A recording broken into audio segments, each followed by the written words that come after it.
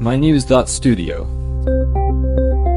In 2024, Europe removed enough dams to reconnect rivers that, if placed end-to-end, would stretch the length of 3 Grand Canyons. What's behind this movement, and how might it shape the future of water management? Today is June 30th, 2025. Let's look at the numbers first. Europe dismantled 542 dams last year. That's the highest ever. But it isn't just a figure, is it? No, you're right. Every dam removal means a section of river is allowed to flow naturally again. Countries like Finland, France, and Spain are leading this trend. A motivation is practical: healthier rivers, more biodiversity, and helping ecosystems adjust to a changing climate. Let's dig into the impact. What actually happens when these dams are taken out? First, fish migration improves almost immediately. Species regain access to spawning areas that were blocked for years, sometimes decades. We're seeing populations rebound, and with over 2,900 kilometers of rivers reconnected last year, water, sediments, and nutrients can move naturally again. So it's not just about fish, right? Why should people care beyond that? It's much broader. Restored habitats help native species thrive and keep invasive ones in check. Rivers also do a better job purifying water, lowering flood risk, and coping with droughts. That has direct benefits for the communities living downstream. And then there's the climate side. Healthier rivers offer more protection against extreme events, don't they? Exactly. Natural rivers can absorb and release water in ways that engineered dams can't always replicate. That flexibility matters as Europe faces more frequent droughts and floods. But what about hydropower?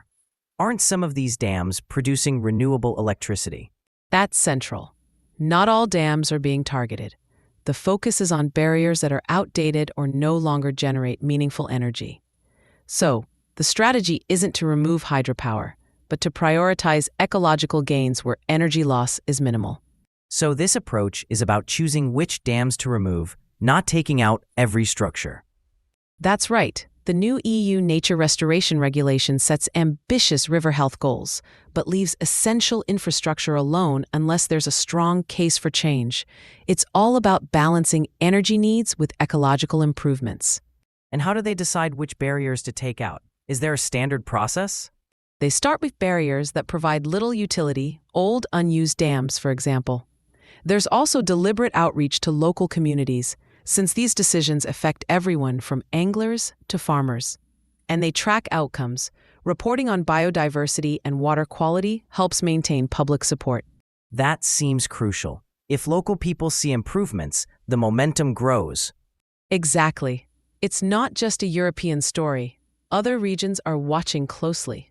The main lessons: removing obsolete barriers, making clear policies, and linking to climate adaptation, could be useful worldwide. So why should this matter outside Europe? Could this become a template elsewhere? Many countries face similar challenges: aging dams, declining river health. Europe's model, which favors restoration over just building new infrastructure, offers a roadmap for managing water sustainably. It raises important questions. How much do we value natural ecosystems? When does restoration become more valuable than the energy or economic use of a dam? And looking ahead, do you think more regions might follow this path? That's the challenge. As climate stresses increase, the importance of healthy, connected rivers only grows. Europe's experience shows it's possible to adapt infrastructure to support both people and nature. That's our look at Europe's record year for dam removals, a story of rivers returning, communities adapting, and new options for balancing energy, water, and biodiversity. Thanks for listening. This episode was brought to you by mynews.studio. Give it a try for free.